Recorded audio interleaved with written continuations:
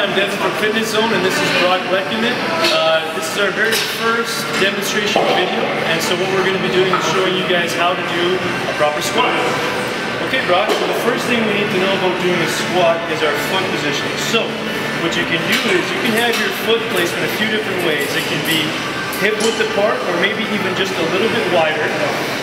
And then what you're going to want to do is make sure that your toes are straight. So go ahead, Brock, get into that position for me. That looks good. Okay, Brock, so now the next thing we're going to do is we're going to develop tension in all of the muscles and joints that we're going to be using mainly for the squat, okay? So the first things first, we're going to flex our abdominals, and we're going to brace for a chop to the guts or a punch, okay? And then you're going to take your legs and you're going to turn your knees outward like this. What this is doing is it's tightening up the ligaments in your hips, engaging your glutes, and making sure that your spine is going to be protected once you drop down into the squat, which is very, very important.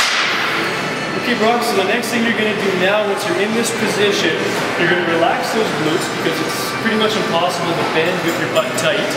And then you're going to drop your hips backwards a little bit, bend at the knees, and then you're just going to drop down like this, keeping your feet nice and flat on the floor, and making sure that you're not leaning forward like this, okay? Good. So Brock, one more thing that we can try is let's get your hips lifted back just a little bit further, and let's let those knees flare out really, really wide, okay? There we go, and drop a little bit further down. There we go, good. So you know you're in a good position when you're doing a squat if your legs can reach 90 degrees like this, or even a little bit lower. That's a really good range of motion, making sure that all of the muscle is going to be engaged with the whole range of motion, which is very, very important. Okay, Brock, let's get on the bar and let's take that to the weights.